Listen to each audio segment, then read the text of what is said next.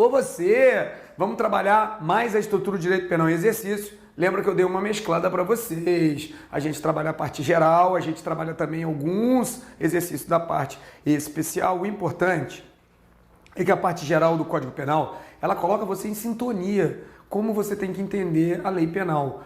Ou seja, concurso de pessoas, a inimputabilidade, você trabalha ali as formas de excludente ou as formas que excluem o fato típico, antijurídico e culpável, mas sempre trabalhando em consonância com os crimes, logicamente, né? Porque a parte geral foi feita para entender o crime. Mas não vou me enrolar, não.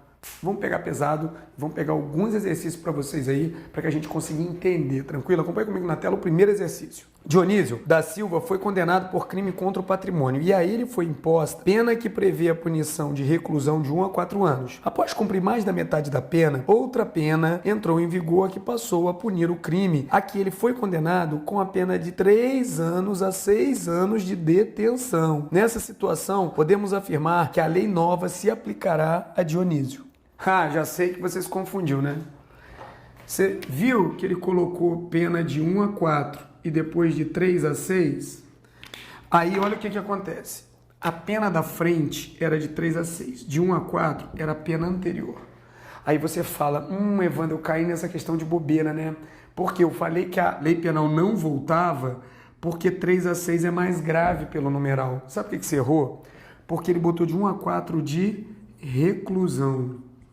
E aqui é de 3 a 6 de detenção. Vamos gravar o seguinte, artigo 2º do Código Penal, ele fala da retroatividade da lei penal, é a lei penal no tempo. A lei que de qualquer forma beneficial, a gente tem que regredir, tá na cara, é a retroatividade da lei mais benéfica.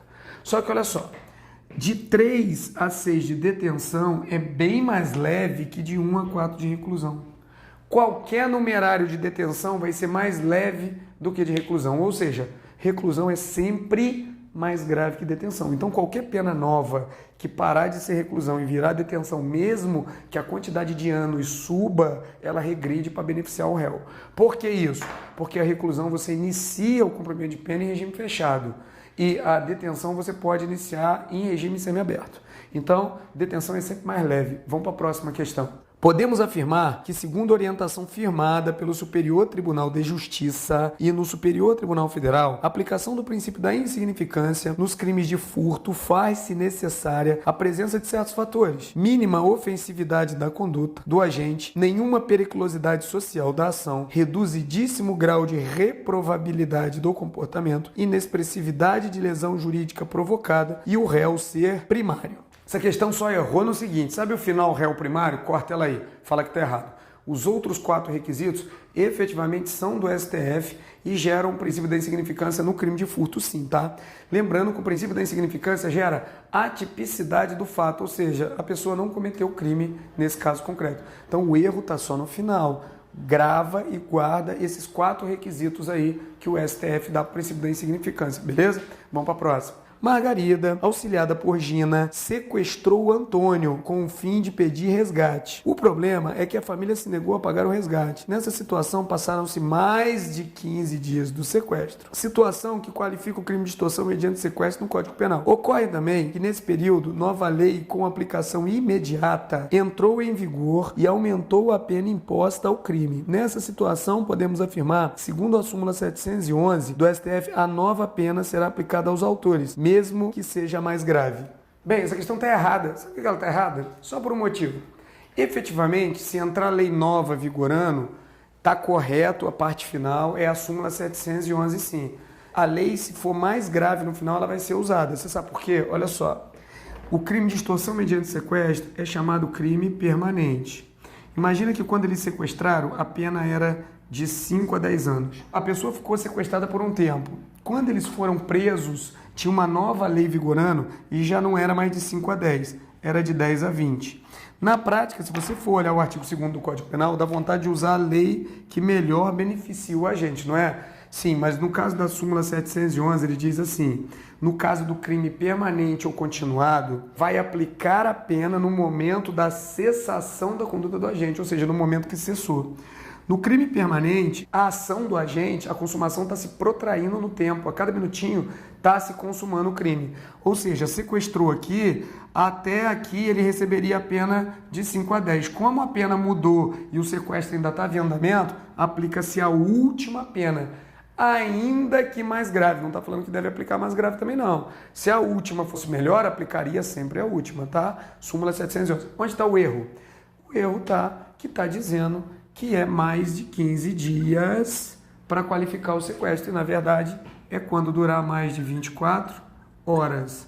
Passou as 24 horas, aí, amigo, efetivamente qualifica o sequestro. Era uma pegadinha bem legal. Você pode ver que entre parênteses aí estava o texto dizendo que qualificava obrigatoriamente se durasse mais de 24 horas. Tranquilo? Vamos para o próximo. Bento praticou o crime de receptação, cuja pena é de reclusão de 1 a 4 anos. Posteriormente, por ocasião do seu julgamento, passou a vigorar a lei que, regulando o mesmo fato, impôs pena de 1 a 5 anos. Nessa situação, a lei posterior não será aplicada devido à nova lei ser mais gravosa. Contudo, podemos afirmar que no crime de receptação, que está capitulado como crime contra o patrimônio, caso o autor adquira ou receba a coisa que, por sua natureza ou desproporção entre o preço e o valor, ou pela condição de quem ofereça, deva presumir ser por meio criminoso, terá sua pena agravada, segundo o Código Penal. A primeira parte está certo, meu povo. É retroatividade de lei mais benéfica, artigo 2º, não tem ponto de correr. Agora, você viu que está unido aí a parte geral e a parte especial? O final está errado. Por quê? Porque quando você adquire alguma coisa sem saber do bem ser produto de crime, mas pela qualidade do ofertante, ou pela relação preço-valor da coisa, você deveria ter na sua cabeça que poderia ser proveniente de meio ilícito, isso aí não é receptação qualificada, é receptação culposa. Artigo 180, parágrafo 3º do Código Penal. Vale dar uma conferida, tranquilo? Vamos para a próxima. Antônio Carlos praticou um crime de furto contra seu genitor. Após ser preso, afirmou que estava em estado de embriaguez e que se colocou nessa situação para realmente efetuar o crime contra o patrimônio. Nessa situação, podemos afirmar que terá por isso a sua pena agravada. Cara, essa daí foi para te pegar, né? Você foi direto, você que está estudando muito, você pegou e foi no princípio do actio libera em causa, que ele pré-ordenou a embriaguez para depois cometer o crime e deveria ter aumento de pena. Só que a questão está errada. Por quê? Porque o cara cometeu um crime de furto contra o genitor dele, contra o pai. Ou seja, isso aí é escusa absolutória do artigo 182 do Código Penal. Escusa absolutória, tranquilo? Você não vai responder por nada, ele não responde. Porque cometer crime contra o patrimônio, contra ascendente, descendente, cônjuge ou irmão, a gente tem que pegar e separar, ver se é escusa absolutória ou se é escusa relativa. Se você cometer um crime de furto, que é um crime contra o patrimônio, que não tem violência ou grave ameaça, contra o seu genitor ou genitora, tá? E contra cônjuge na constância do casamento, é escusa absolutória, você fica isento de pena. Agora, se você cometer contra cônjuge desquitado, né, judicialmente separado, na verdade, contra prima ou tio, com quem coabite, ou contra irmão, aí é escusa relativa. Eles têm que ir lá e aí vira uma ação pública condicionada à representação, tranquilo? Então vamos para a próxima. Almir apropriou-se indevidamente de um bem móvel da empresa em que trabalhava. Ele tinha posse do bem em razão da profissão. Nessa situação, podemos afirmar que ele não poderá ter a pena agravada, pois o crime de apropriação indébita não prevê caso de aumento de pena explícito na lei. Bem, essa daí está errado. Essa está errado. Mas essa eu vou fazer o seguinte, a explicação eu vou fazer diferente. Essa eu vou jogar na tela o artigo para você dar uma acompanhada e eu vou dar uma massificada. Por quê? É bom você pegar esses artigos que cai texto de lei, tá? Porque existe agravante sim. Acompanha comigo o texto na tela aí. Repara o artigo 68, apropriar-se de coisa alheia móvel, de que tenha posse ou detenção. Tá lá, reclusão de 1 a 4 anos e multa, e aí você tem as causas de aumento de pena. Olha no parágrafo primeiro. A pena é aumentada de 1/3 quando o agente recebeu a coisa. 1, em depósito necessário. 2, na qualidade de tutor, curador, síndico, liquidatário, inventariante, testamenteiro ou depositário judicial. E 3, em razão de ofício, emprego ou profissão. Viu? Tem lá os casos de aumento de pena sim. Por isso que a parte especial ela é mais mais arranhada. Por quê? porque a parte geral eu vou jogando informação, você vai fazendo esquema didático, vai captando, e a parte especial tem que dar uma lida. Lei tem que dar uma lida, não tem pra onde correr. Tranquilo? Essa ficou bem bacana, você nunca mais vai perder essa questão. Vamos para a próxima. É correto afirmar que antes o sequestro relâmpago, sendo enquadrado no artigo 159, era um crime hediondo. Agora deixou de ser crime hediondo porque a extorsão, artigo 158, parágrafo 3º, não está catalogada no Brasil como crime hediondo. Não sendo possível analogia contra o réu. Não pode o juiz suprir vácuo legislativo, nem um doutrinador pode violar a garantia da lei. Lex stricta. Certinho, olha o que aconteceu. Agora tem tipificação correta para o sequestro relâmpago, que é o artigo 158, parágrafo 3º, crime de extorsão. E a extorsão não está na 8.072, capitulada como crime hediondo.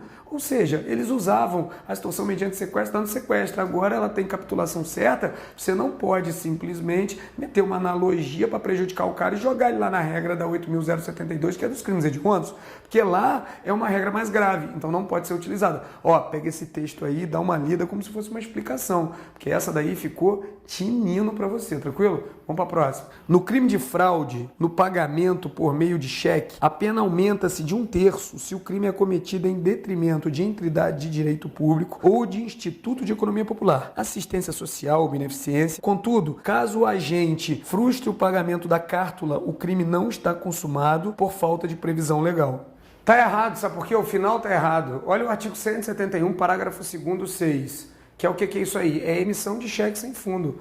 É fraude por meio de pagamento sem fundo. Então tem previsão legal sim, pois essa daí estava até simples essa questão, não precisa ficar se aprofundando muito não, tranquilo? Vamos para a próxima. Podemos afirmar que uma coisa é a concretização exclusiva do sequestro relâmpago. Obrigar a vítima, por exemplo, a fazer saques em caixa eletrônicos, privando-a da liberdade. E outra, bem diferente, consiste em que o agente subtraia bens da vítima em primeiro lugar, o carro, a carteira, dinheiro, e depois pratica o sequestro relâmpago. Na segunda situação, temos um crime único, agora enquadrado no artigo 158, parágrafo 3º do Código Penal. Na segunda, temos 2 delitos: roubo mais extorsão. Certinho, tá, meu povo? Olha só, você tem que tomar cuidado. Uma coisa é o artigo 158, tá? Normal, caput.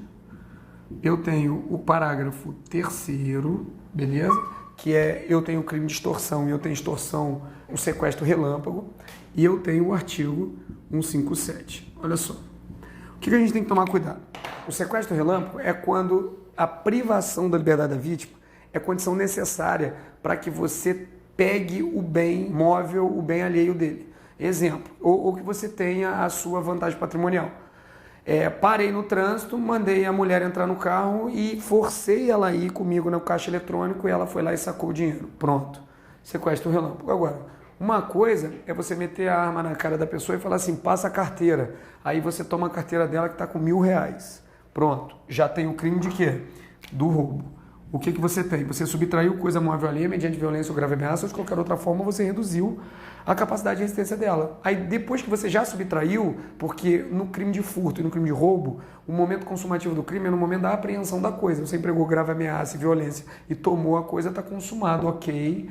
E logo depois você leva ela no banco. Aí tem 2 crimes. Você sai daqui e vem para cá. Ou seja, esse mais aquele.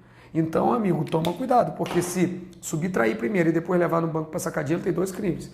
Aí, 2 crimes, você vai responder isoladamente pelos 2 crimes, né? Vai ser concurso material de crime, soma-se as penas, aplica as 2 penas no cara, tranquilo? Não está prejudicando ele, não. É porque é o momento consumativo do crime de roubo, é o momento da apreensão da coisa, beleza? Muito boa a questão, mas na verdade é gostoso dar uma lida porque ela está meio autoexplicativa, questão muito bacana que a gente mandou para você. Vamos ver a próxima aí. Armando empresta seu nome para terceiro para que ele abra uma empresa de fachada, sabendo que não será a empresa estabelecida para realizar o objeto social declarado. Nessa situação, Armando pratica o crime de falsidade ideológica. Corretinho, falsidade ideológica está no artigo 299, beleza? Ele está emprestando o nome dele, ou seja, ele está colocando numa coisa verdadeira, que é uma firma, uma fraude, uma falsificação. Por que ele está fazendo isso? Pô, se você está emprestando o seu nome para outra pessoa, você não é outra pessoa, então você está incluindo um dado falso, alterado em documento verdadeiro, artigo 299, falsidade ideológica, corretinho, beleza? Onde está isso, Evandro? Crimes contra a fé pública, muito importante para a área que vocês estão fazendo concurso. Vamos para a próxima. Com relação ao crime de moeda falsa, caso Platão falsificar e posteriormente exportar a moeda, responderá por 2 crimes em concurso material. Errado, o artigo 289, ele já prevê todas essas condutas aí, fabricar, exportar, botar em circulação, tudo é um crime único, tá? Então não vai responder por 2 crimes não, estava errado a questão. Artigo 289, contra a fé pública também, a moeda falsa inicia o capítulo dos crimes contra a fé pública diretamente aí na moeda falsa. Tranquilo? Vamos para a próxima. Se Antônio falsifica a carteira de habilitação alterando a data de validade e essa falsificação é imediatamente reconhecida pela autoridade de trânsito, podemos afirmar que, segundo o entendimento do STJ, o crime é considerado crime impossível por absoluta ineficácia do meio empregado devido à falsificação grosseira. Bem, isso aí é decisão do STJ, tá, meu povo? Falsificação grosseira, você pode ver, olha, às vezes as pessoas acham assim, mas não está prevendo crime contra a fé pública no meu edital. Filho, mas você acabou de ver que isso aí é trato de crime impossível, ou seja, a explicação é do crime impossível. O cara falsificou um documento e está usando, só que a falsificação é tão grosseira, que pelo STJ isso é crime impossível. Absoluta impropriedade do meio, porque o meio que você está empregando é impossível de se consumar. Por quê? Porque a falsificação é grosseira demais, tranquilo? Vamos para a próxima. Segundo o artigo 1º do Código Penal, que preleciona, não há crime sem lei anterior que defina, não apenas sem prévia combinação legal, podemos afirmar que no direito penal encontra-se inseridos os princípios da legalidade, da anterioridade e da reserva legal. Assim, algumas determinações expressas do artigo 1º devem ser observadas, como são os casos: a analogia somente para beneficiar o réu, a impossibilidade de lei em sentido material criar condutas criminosas e combinar penas, a impossibilidade de punição a indivíduos sem previsão estritamente legal e a impossibilidade de crimes atribuídos às pessoas jurídicas de qualquer modo. Sabe onde está o erro dessa questão? No final. Evandro, por que o erro dessa questão está no final? O restante está tudo certo, é tudo o artigo 1º do Código Penal, só que o próprio artigo 1º do Código Penal, ele recebeu o amparo bem legal do STF e do STJ no que tange à responsabilização penal da pessoa jurídica. Ou seja, hoje aceita a responsabilização da pessoa jurídica? Aceita, está correto. Você tem que falar que é pacífico na jurisprudência a aceitação. Pode ser sujeito ativo, sim, de crimes contra o meio ambiente. Olha só, crimes contra o meio ambiente. Isso aí não tem problema. Agora, tome cuidado com o posicionamento. O STJ, no que tange a pessoa jurídica, ele é corrente o quê? Majoritária. Evandro, por que ele é corrente majoritária? Porque é ele, o STJ, que criou a teoria da dupla imputação. Aí você pergunta assim, Evandro, o que é teoria da dupla imputação? A teoria da dupla imputação é que a pessoa jurídica não pode ser responsabilizada sozinha. Tem que pegar a pessoa jurídica mais a pessoa física, que é sócio-gerente, ou que a pessoa que controla a empresa. Ou seja, pelo STJ, aceita a responsabilização da pessoa jurídica, só que tem que estar junto com a pessoa física. Já o STF, não. Ela fala que a pessoa jurídica pode ser responsabilizada sozinha. Agora, só há discussão no que tange como ela vai ser punida, mas a critério de punibilidade dela, de responsabilização dela, não tem problema. Pode aplicar. Olha, pessoa jurídica não pode receber pena, ela pode ser penalmente responsável. Evandro, o que é isso? Uma coisa é pena, outra é responsabilizar ela penalmente. Ou seja, você tem que aplicar uma pena que com ela é compatível. Reclusão e detenção, que são as penas, você não consegue aplicar uma pessoa jurídica, mas você consegue dar a responsabilização penal, que é o quê? Que é um outro meio, uma outra coisa, que são as penas alternativas, proibição de direitos e algumas coisas que o Código Penal prevê, você pode aplicar ela, tranquilo? Então tá aqui a regra, cuidado para não esquecer, bem fácil essa questão, o finalzinho aí é que cagou em tudo, tranquilo? Vamos para a próxima. James, de nacionalidade francesa, desfere 5 disparos em John, também cidadão francês, matando. O referido crime aconteceu dentro de uma embarcação estrangeira de propriedade privada em mar territorial do Brasil. Assim, podemos afirmar que, nessa situação, não se aplica a lei brasileira ao caso praticado. Filho, lógico que se aplica. É artigo 5º, princípio da territorialidade. Ou seja, você está dentro do território nacional. Era embarcação privada estrangeira com 2 estrangeiros dentro do território nacional. É a mesma coisa do cara ter pegado um avião, chegado no Brasil e ido lá no Maracanã na Copa do Mundo e um dar um tiro no outro, é a lei penal que aplica. Então, artigo 5º, princípio da territorialidade de lei. Tranquilo? Muito boa essa questão aí, vamos para a próxima. Imagine que o presidente da República Federativa do Brasil esteja em viagem diplomática aos Estados Unidos e lá teve seus bens furtados. Nessa situação, obrigatoriamente, se aplicará a lei brasileira, visto que estamos falando do chefe de Estado. Bem, aqui está certinho, tá, meu povo? É artigo 7º, inciso 1, é princípio da extraterritorialidade de lei. Mas eu já sei que você falou aí, você que fez a questão. Você falou, pô, o Evandro deve ter dado uma moscada, né? Porque tá aqui, só os crimes contra a vida e liberdade do presidente da República no A. Não é assim que tá falando para você no artigo 7º, inciso 1, linha A? Eu sei, mas se você for ver a C lá, ela tá escrito assim, ou a quem está a serviço da República Federativa do Brasil. Filho, o presidente está a serviço da República Federativa do Brasil. Furtaram ele, cometeram um crime contra quem está a serviço da República Federativa do Brasil. Pronto, já era. Vai ser extraterritorialidade incondicionada, aplica-se a lei brasileira em qualquer caso. Tranquilo? Próxima. Se James, ao cometer o crime, estivesse impelido por motivo de relevante valor social ou moral ou sob o domínio de violenta emoção, logo em seguida a injusta provocação da vítima, o juiz poderia atenuar sua pena. Contudo, caso John tivesse à época do ocorrido mais de 60 anos, é correto afirmar que a pena deveria receber aumento. Porém, caso o disparo ocorresse quando John tivesse 59 e o resultado morte se desse após 60 anos, o aumento não poderia ser aplicado. Olha só que questão interessante. O que é que ela fez? Ela uniu o privilégio, que é a primeira parte, privilégio, onde está artigo 121, parágrafo 1º. Ela uniu o artigo 121, parágrafo 4º, que é o aumento de pena no caso do crime doloso, aumento no caso do crime doloso, que é quando o cara tem mais de 60 anos ou menos de 14 anos, vai ter aumento de pena. E ela pegou aqui e colocou no final da questão o artigo 4º, que é o princípio da atividade. Considera-se praticado o crime no momento da ação da omissão, ainda que outro seja o momento do resultado. Olha o que ele diz. Caso James cometesse o crime contra John, usando as circunstâncias fosse relevante valor social ou moral, logo após a injusta provocação da vítima sob o domínio de violenta emoção. Isso é privilégio, meu povo. Artigo 121, parágrafo 1º, da diminuição de pena. Beleza. Dizia depois que se James tivesse dado um tiro em John, quando o John tinha mais de 60 anos, tinha que ter aumento de pena, tá certo. Artigo 121, aumento de pena no homicídio doloso, que o cara tem mais de 60. Tem que lembrar lá também, tem o menos de 14.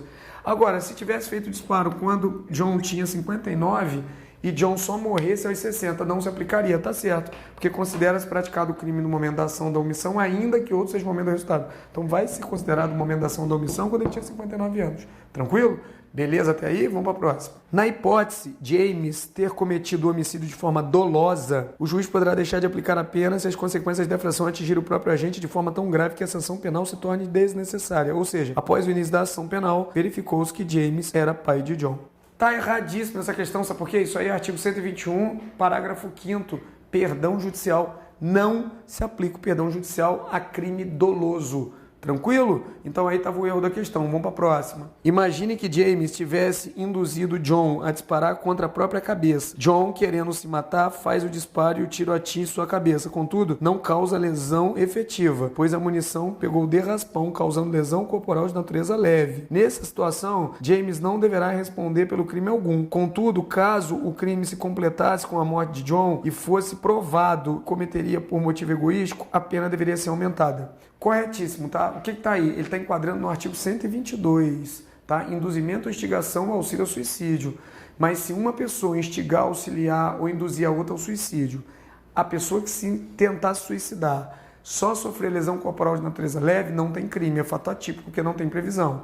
Para ser crime, para o cara que induziu, tem que sofrer a vítima lesão corporal de natureza grave ou causar a morte. E ainda tem a qualificadora lá, o aumento de pena por motivo egoístico. Tranquilo? Beleza, fechamos assim esse bloquinho de questão. Fechamos com quem? Com John e com James, né? O John ali sendo a vítima, o James sendo o autor, e pegamos vários crimes ali, os crimes dolosos contra a vida. Isso foi muito bacana, porque a gente trabalha sempre a parte geral com a parte especial. Vamos estudar, meu povo? Estuda muito, porque é estudando que muda a vida. Falou? Alô, você!